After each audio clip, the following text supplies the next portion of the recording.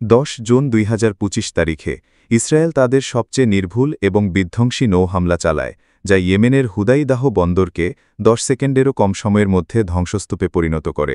কিন্তু এটি কোনো বিমান হামলা ছিল না, এটি সমুদ্র থেকে এসেছিল নিচু উড়ন্ত ভূ-আলিঙ্গনকারী গ্যাব্রিয়েল 5 ক্ষেপণাস্ত্র ব্যবহার করে, যা গোপন আইএনএস ম্যাগেন থেকে ছোড়া হয়েছিল, যা ইসরায়েলের সবচেয়ে উন্নত রাডার প্যাক করে। এই ভিডিওটিতে পুরো অপারেশনটি সিনেমেটিকভাবে বিস্তারিতভাবে বর্ণনা করা হয়েছে, জাহাজের গোপন পদ্ধতি এবং রিয়েল টাইম স্যাটেলাইট ইন্টেলিজেন্স থেকে শুরু করে প্রতিটি ক্ষেপণাস্ত্র নিষ্ঠুর দক্ষতার সাথে তার নির্দিষ্ট পেলোড সরবরাহ করার মুহূর্ত পর্যন্ত। আমরা অনুসন্ধান করি কিভাবে এই অস্ত্রগুলি রাডার এড়িয়ে যায়, শক্ত বাংকারে প্রবেশ করে এবং গাণিতিক নির্ভুলতার সাথে কমান্ড অবকাঠামোকে নিরপেক্ষ করে। কিন্তু যুদ্ধ এখানেই শেষ হয়নি। মাত্র 12 ঘণ্টা পরে হুথিরা একটি দূরপাল্লার বুরকান 3 ব্যালিস্টিক ক্ষেপণাস্ত্র দিয়ে প্রতিশোধ নেয়, যা বিশ্বের সবচেয়ে উন্নত ক্ষেপণাস্ত্র প্রতিরক্ষা ব্যবস্থাগুলির মধ্যে একটিকে সক্রিয় করে।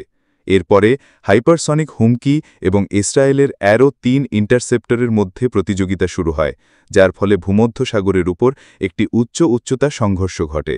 ক্ষেপণাস্ত্র যুদ্ধ, ইলেকট্রনিক প্রতিব্যবস্থা এবং রিয়েল টাইম যুদ্ধক্ষেত্রের গোয়েন্দা তথ্য সবই এক আঘাতে। দৃশ্যপটে এক উল্লেখযোগ্য পরিবর্তন দেখা যায় যখন ইসরায়েল ইয়েমেনের হুদাইদা বন্দরকে লক্ষ্য করে তাদের সবচেয়ে সুনির্দিষ্ট এবং ধ্বংসাত্মক নৌ হামলা চালায়।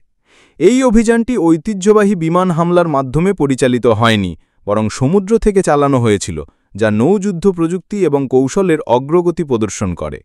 এই হামলায় গ্যাব্রিয়েল 5 ক্ষেপণাস্ত্র ব্যবহার করা হয়েছিল, যা তাদের নিম্ন উড়ন্ত ভূ-আলিঙ্গন ক্ষমতার জন্য পরিচিত ছিল, যা নিশ্চিত করেছিল যে তারা শেষ মুহূর্ত পর্যন্ত রাডার শনাক্তকরণ এড়াতে পারে। আইএনএস ম্যাগেন, একটি SAR 6 শ্রেণীর করভেট, এই অভিযানের অগ্রভাগে ছিল। উন্নত রাডার সিস্টেমে সজ্জিত জাহাজের গোপন বৈশিষ্ট্যগুলি এটিকে অজ্ঞাতভাবে কাজ করার অনুমতি দেয়, যা নৌযুদ্ধের ক্ষেত্রে একটি নতুন অধ্যায় চিহ্নিত করে। হুদাইদা বন্দরে সফল হামলা, যা মাত্র 10 সেকেন্ডের মধ্যে গুরুত্বপূর্ণ অবকাঠামোকে ধ্বংসস্তূপে পরিণত করে, ইসরায়েলি নৌবাহিনীর বর্ধিত সামরিক দক্ষতা এবং জাতীয় স্বার্থ রক্ষার প্রতি তার প্রতিশ্রুতিকে তুলে ধরে। লক্ষ্যবস্তু হিসেবে হুদাইদা বন্দরকে বেছে নেওয়া স্বেচ্ছাচারী ছিল না। ইয়েমেনের মানবিক সাহায্যসহ পণ্যের অন্যতম প্রধান প্রবেশদ্বার হিসেবে এই বন্দরের কৌশলগত গুরুত্ব রয়েছে। এই অবস্থানের উপর নিয়ন্ত্রণ সরাসরি সামরিক সরবরাহ এবং অঞ্চলের বৃহত্তর মানবিক পরিস্থিতি উভয়কেই প্রভাবিত করে। এই ধরনের সিদ্ধান্তমূলক হামলা চালানোর সিদ্ধান্ত ইয়েমেনে ইরানের প্রক্সি, বিশেষ করে হুথি আন্দোলনের মাধ্যমে প্রভাব বিস্তারের বিষয়ে তাদের চলমান উদ্বেগকে তুলে ধরে।